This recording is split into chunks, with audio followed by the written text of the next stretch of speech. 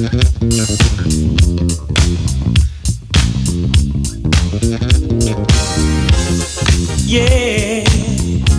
you wanna know? Act just like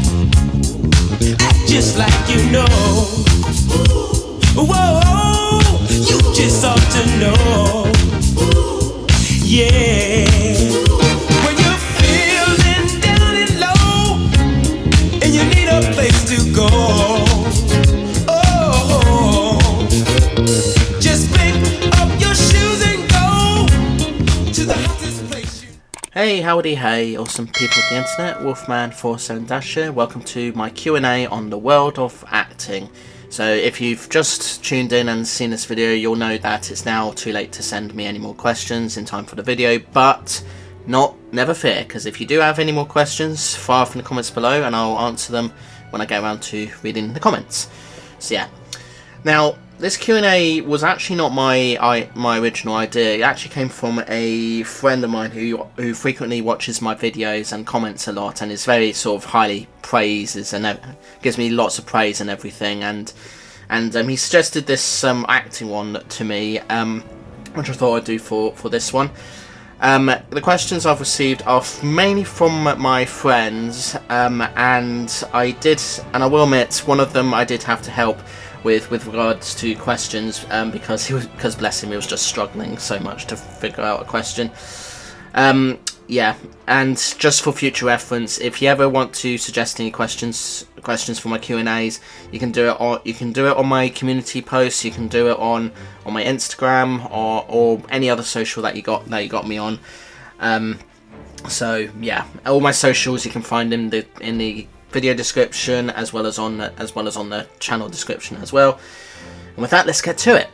So these first few questions are completely unrelated to acting. It's just one guy wanting my opinion on these things to do with James May. For those who don't know, he was one of the three people who presented Top Gear and the Grand Tour back in the day. And his first question is: do you drive faster than James May or drive the same speed as him, would you say? I mean, James May is well known for being a very sensible driver, or sensible, I should say, because I'm not convinced. Even though I know there's at least one friend who often thinks that he is driving sensibly, I just think it's all just an act and everything is just scripted and so forth, and he's just saying that. But anyway, yeah, as a driver, I do drive as sensibly as I possibly can. I obey the speed limit as much as I can and just obey the rules and everything, so we'll just leave it at that. Do you take one turnings like how he did on the Top Gear episode where the boys had to be wedding chauffeurs? I don't really. I'll be honest. I don't remember that particular episode very very well. But I try my best not to take any wrong turns if I can help it. But sometimes when I have the sat nav on, it can be quite difficult to sort of navigate, especially in quite bad narrow roads. So you just have to be careful with that. And then at this point I then explained to him that the Q&A is about the world of acting. So he then gives me sorry, my throat's a bit funny. And then he gives me two questions. Do you act like James May on the road then? No. James May is just one person. Everybody's different, everyone's similar and everything. I'm not a James May person because okay, I am sensible with some things, but more often than not most of my good friends will describe me as far from sensible because of my dirty mind, my twisted sense of humour, and other stuff as well. And then his final question: do you act like Mr. 1466 when you're the passenger in a car? And I'll admit I did have to edit that question because he did use the person's original name. But Mr. 1466, for those who don't know, is another friend of mine who I do often do YouTubing on. And to be completely honest, I tend not to act like him in the car because if he's gonna, because no offense to the guy, he is what I call a backseat driver, by which I mean he just says the most obvious things, even though I've already seen the thing. He gives me directions, tells me this, and this, and I'm just like, shut the fuck up, I'm driving already. Yeah, if you know, you know. It's just I just want to drive to places. I don't need someone telling me where and when to go, because that's what the sat nav is for. And more often than not, I know exactly where to go. So he just needs to button it and just let me get on with it. So yeah. Anyway. Okay. So finally, we're now on to the whole thing about actors. So this question comes from a friend who who does have his own YouTube channel, does do similar whole videos to me, and I do have to tell him to try not to copy me too much, although he keeps claiming he is copying me. He's not copying me, but I'm just like, yeah, you are copying me. So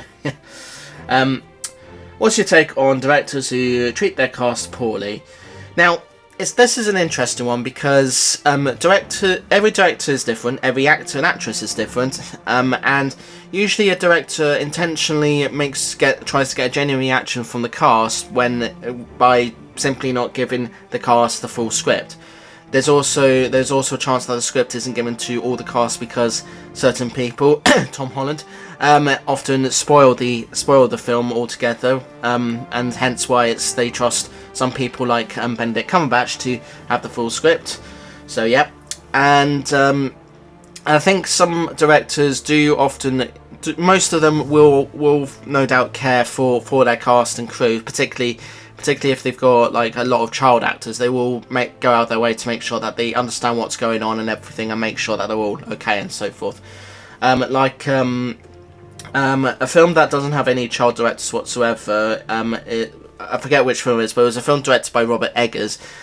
He basically went out of his way to sort of check that the cast was okay with the shots that they made, and after the film was finished, he gave all his cast some lovely gifts from the film, just to remind them of their time there. Obviously, every actor gets paid for actually being in a film, because that's how they make a living.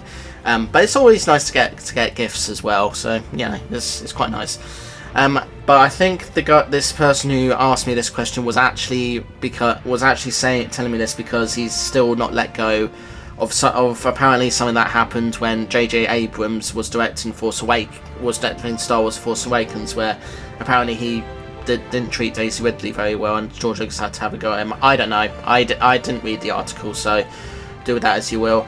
And it's also important that you kind of sort of listen to commentaries as well, because commentaries do talk over the film that you're watching, but they're also quite interesting because they come across as if the directors do actually genuinely care for the people, and they do often say in commentaries how the shots were done, how everything, all this stuff was done, and I think it's a great way to sort of get an understanding of filmmaking from a director's perspective. I've listened to a few on YouTube for a few online videos already, and there is actually a video I've got coming up where I'm doing a commentary on my old videos, so do check that out when that comes about. So I think overall, directors who treat their cast poorly, I mean, not every director will treat their cast poorly, but I do sort of get where this guy's coming from.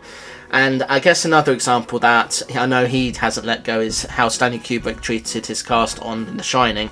And keep in mind, Stanley Kubrick was a perfectionist and was notorious for basically doing a lot of shoots.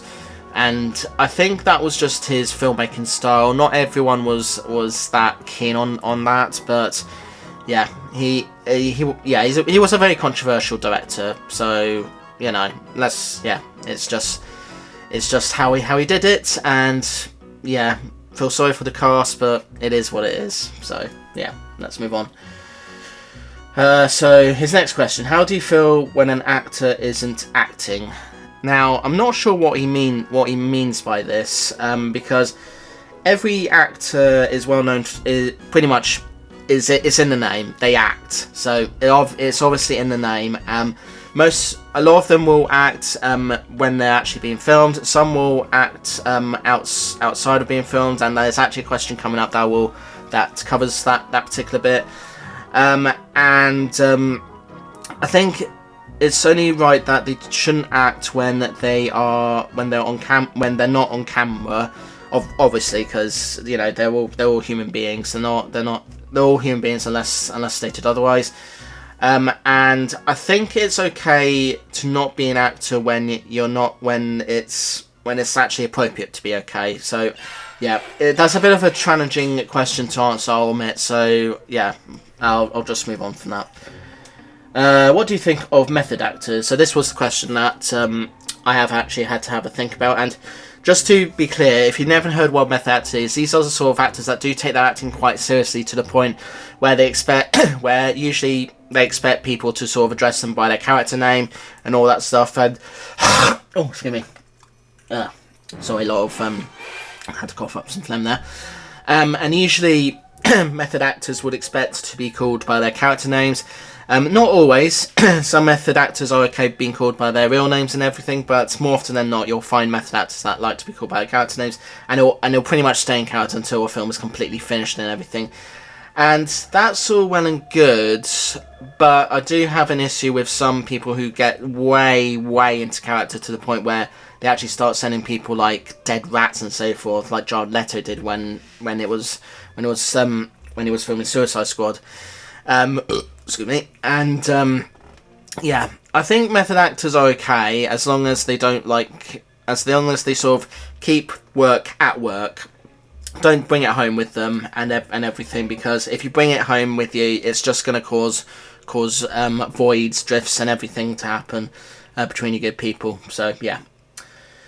And this guy's final question: what do you think makes a good actor?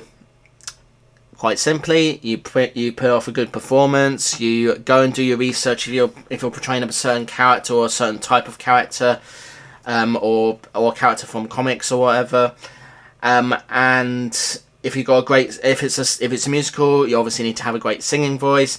If it's one of those films where you need to where it has a lot of stuff to say in the script, and it's like sort of done in a sort of Wes Anderson sort of way, like deadpan or whatever, you need to sort of be very deadpan and so forth. Basically, if you're able to sort of meet the criteria of what the director is after of what the director, producers and so forth are after for a character, then you're gonna be a good actor and you'll do it just fine. Case in point, the film I Swear, I forget the name of the main actor, but he portrayed a person with Tourette's very, very well, and I kind of sort of give him a lot of credit for doing a very good performance of that, and also supporting the guy that the film is based on. During the period of time where he was where the BAFTAs were sort of being very controversial as a result of him saying the N-word to certain people there, unintentionally so. And it's just kind of weird that the film is very much about his sort of battle trying to sort of help people understand Tourette's, and now the battle's sort of repeated itself with all the awards. And I'm hoping that Jamie Foxx has sort of learnt his lesson, that he's gone to see I Swear and finally realised that actually it can't be helped what he said. So yeah, and yeah, just don't say it. Just he meant it. No, it's voluntarily. It doesn't. You can't help it basically. So yeah, that's what makes a good actor. Do your research, sing well, do your training and all that stuff, and you're gonna do just fine. So yeah. Another unrelated question that came from one of my Irish friends. In fact, I think it's my only Irish friend, think about it. What is the best cinema snack? Now, cinemas are well known for having pretty much the same snacks and drinks and so forth, but usually either have their own branded stuff or they go with different brands. So usually at cinema you get popcorn, you get drinks, you get sweets. You get pick and mix sweets, you get ice cream, you get hot dogs, you get nachos. Obviously, not all at once before I carry on. I'll be surprised if you do. And that's kind of generally what most cinemas tend to go for. Sometimes they don't go for all those things, and then they sort of have interesting different variants of those particular things. Like I know a local indie cinema to me has these interesting sort of ice cream bonbon sort of things, which I thought was interesting. And yeah, it's kind of difficult to sort of think about which is the best sort of snack. Personally, I think the best snack for me is sort of having those gourmet sort of style popcorn that is sort of in these little pouches. I forget the name of the company, but they were on Dragon's Den at one point, and it's just nice to have different flavours of popcorn from them. And I know that they've sort of heavily advertised. They've sort of been having like tie-in products with films such as the last Fantastic Four film and the Supergirl film. Because sometimes it's great to just have a tie-in product for certain films.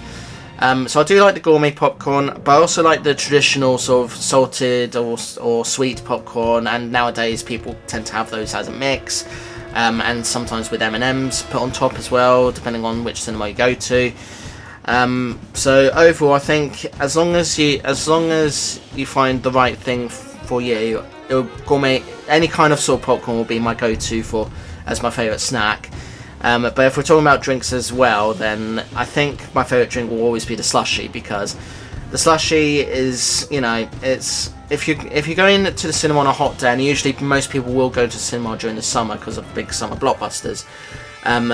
That's kind of like the best thing to have when you're going to the cinema, just to sort of have something very refreshing. And fortunately, the cinemas that local to me that do that they're all sugar free, so that's great for me. So yeah. So I hope that answers that question. Question from one of my very good friends who's also on YouTube and has way more followers than me, but I don't hold a grudge against that. Who is the most overused actor that you just can't stand? Interesting question, because I can definitely say there are at least one, maybe two actors that I think are way overused, to the point where I just think that they just need to like sort of not accept every single I don't know, script that's thrown their way. And the only two people I can think of currently are Pedro Pascal and Chris Pratt. Now, Pedro Pascal I first saw him in the second Kingsman film. He played Agent Whiskey and was sort of like a hidden villain in that. Sorry, spoilers. And then he went on to play pretty much a lot of father-like characters. So the Mandalorian, Joel from The Last of Us, this character in Gladiator 2, and others. And to be honest, I think he is a good actor. Don't get me wrong, but I just think he just accepts way too many scripts. And there was actually a point where it felt like a year was basically full of Pedro Pascal stuff. So a season of The Last of Us, a season of The Mandalorian, Gladiator 2, and all this other stuff that he was doing at the time. I know he was also in Game of Thrones, I think, at one point. But yeah, he just accepts way too many scripts, and also Fantastic Four as well. Forgot about that, nearly. And then with Chris Pratt, I kind of understood why the people cast him in the Lego Movie and Guardians of the Galaxy, because he's very much a comedy person first and foremost, and an action hero second. And I think with the Lego Movie, that totally makes sense, because no one actually knows how because most of the characters were brand new at the time, so no one knew how they were going to act and everything. So that was fine. For Guardians of the Galaxy, obviously that is based on an actual superhero team from Marvel Comics. And I think he portrayed his part very well, sort of being like an action hero, but also at the same time being very funny, very comedic, while also having some heart thrown in as well. So I think he does that very well.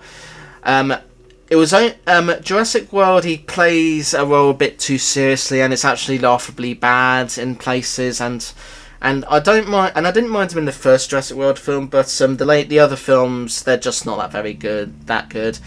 And then it was after that he then sort of got cast in pretty much nearly every single animated film in existence. Like, he was cast as Mario in the Super Mario films, he was cast as Garfield in the Garfield film, and I know there's probably others as well. Onward was probably the only animated film I thought he was cast pretty well in, because he was playing a big brother role, and he's obviously much older than Tom Holland. So yeah. So I think overall those are basically the two actors that I don't know. I'd say that Chris Pratt I can't stand too, because he's just cast in everything, and the roles that he's in I just don't understand and get why he's cast in, and that's what the part that I just don't understand. And whereas with Pedro Pascal, again, the only thing that I can't stand about him is that he's just being pretty much being cast in nearly the same role every single time, the father role. And that's pretty much the only reasons why I can't stand them. They're both good actors in their own right, don't get me wrong, but yeah. I don't think I could find anyone that I just can't stand altogether, although Jared Leto comes to mind because I've always regarded him as a franchise killer because anytime he's cast in a film, it pretty much kills the franchise right from the get-go.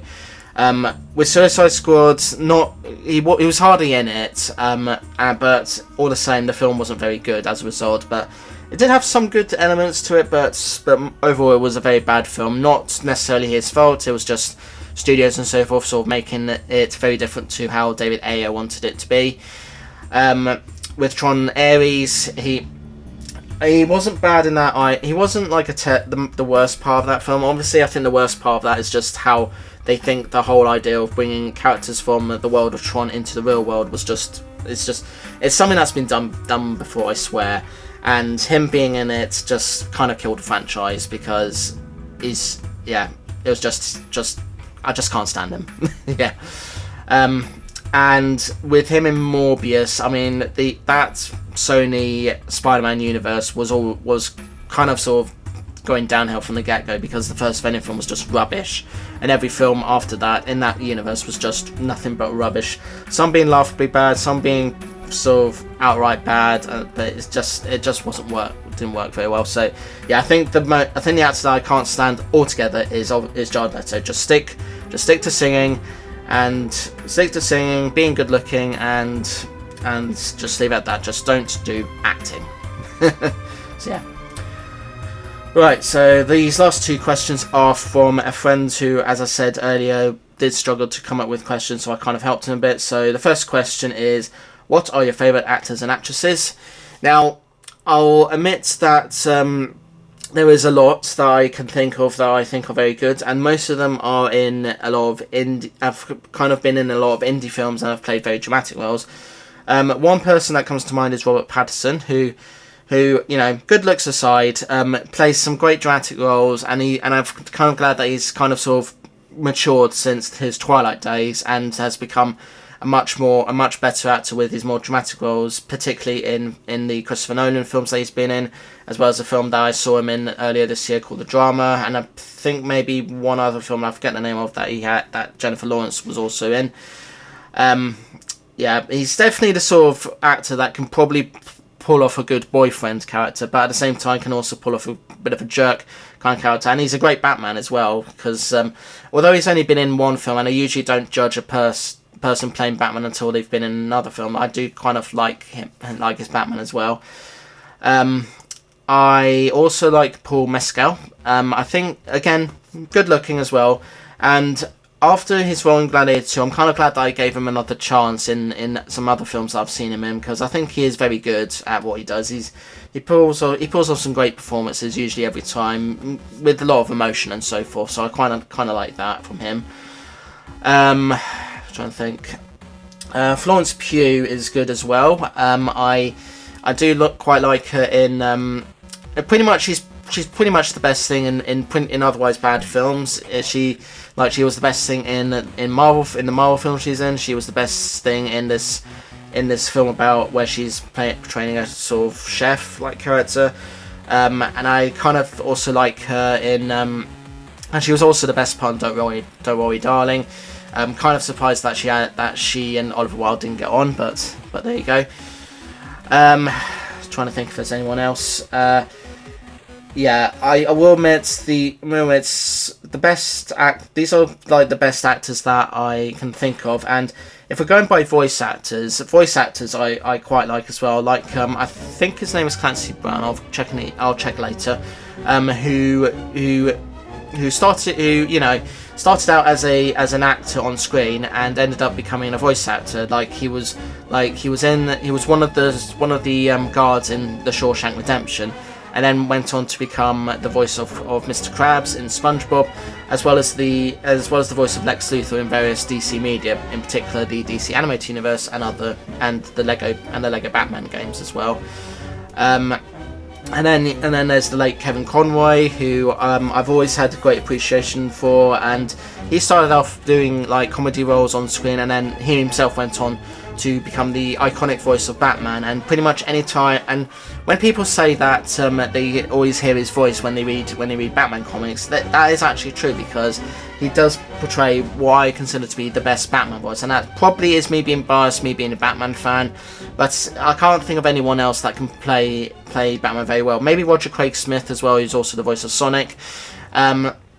But yeah, that's pretty much all the actors and actresses I can think of that I quite like. There's probably a lot more I can think of, but these are just the ones I can think of on the spot at the moment. So yeah. And the final question for today is, who are your least favourite actors and actresses? Okay, so least favourite actors and actresses obviously have to be people that I have seen a lot of things in and I just can't stand and I don't like. Most of them come from comedy roles, and others I just don't like because of things that they've done off screen. One person that comes to mind is Adam Sandler, who may be funny in parts, but most of the films that he's in as an actor and comedian, are just not that great. Like, he's sort of like stuck in the sort of world of his own comedy. I know one YouTuber said quite some time ago that most comedy actors / comedians have adapted their style to basically adapt to modern society, but he's sort of stuck in his own little world and all that. Oh, and one other actor that I think is one of my favourites is Robin Williams as well, for obvious reasons. But anyway, going back to least favourite actors and actresses. So Adam Sandler, to an extent I'd say Johnny Depp as well, but only because he's often cast in roles where he's like the misfit. And I am aware that he's going to be the latest person to portray a version of Ebenezer Scrooge, which I've seen the trailer, looks interesting, so I'll give it a watch, even though I've pretty much seen every known A Christmas Carol to date, so I am going to be judging it very, very carefully. Someone that I guess another person I can't stand. Not really his fault, but only because he's I don't know actually. Yeah, so I'm just having a bit of a brain fart at the moment. Think of anyone else I can't. That's my least favourite. I guess some of the old action stars like Arnold Schwarzenegger and Sylvester Stallone and all that, because while they were great doing their sort of action roles, just seeing them now acting, it's kind of like they're just not that good anymore. Like, they're just coming across as very more comedic than when they are not necessarily to be. Like I tried really hard to get into The Expendables. I really, really tried. And while I very much enjoyed the first two films, the third film I just hated with a passion. And it's kind of showing the signs of the times that they're just those two and maybe others are just getting on, So yeah, not terrible actors, but they're just my least favourite, just because they are getting on and they're not like the best actors that they have been, like they had been in their prime and so forth. Trying to think if there's any others. I think while Sam Worthington's a good actor, I consider him my least favourite because I've not seen a film of his where he's actually like the best part of a film, and that's the only reason why I consider him my least favourite, because I've just not seen him in a film where he's like the best part of a film. And yeah, that's pretty much all I can think of. Yeah. There's probably loads and loads of others. Pretty much all the actors and actresses I mentioned in my I Have a Crush On video are all my favourite actors because they're very good looking. But the ones I've mentioned here are just my favourite and least favourites, just based on the fact that they are on their acting alone and nothing else to go with that. So yeah. And that's pretty much all the questions I've had. So as I say, fire off in the comments below if you've got any more questions for me to answer, and I'll answer them in my own time. No idea what the next theme will be for my Q&A, and I don't know when the next one will be. Hopefully in the not too distant future. But yeah, I hope I've done you well, person that that gave me the idea for this theme. And I look forward to doing more in the future, as I said. But yeah, fire comments below if you've got any more questions, and I will answer them in due course. But other than that, thanks so much for watching. Like and subscribe if you can, please. If you're new to the channel, I do videos like these, most usually on a Thursday, completely random topic every time. Mondays to Tuesdays I do a gameplay series video, you know, a video that's part of a series of videos that I'm doing a long playthrough of a game on whatever, if that makes sense. I would say between 4 different games. Every Wednesday I do a Let's Play of a completely random game. And the rest of the week I do reviews of the latest things and other things, hauls, rants on live, videos with friends, shorts, gameplay compilations, bizarre car journeys, and loads more. Requests are welcome for all those things. So yep, see you in the next one. Peace to you all. And remember to always give actors a chance. Usually give it like 1, maybe 2 films, but no, don't ever sort of judge them based on the fact that they're unknown or whatever, or just because they've done other roles previously. So yeah, and yeah, I'll let you all know when my next Q&A will be. And thank you all so much for the questions that you've all sent me, and I hope to get to do more in the not too distant future. So yeah, right, doodles.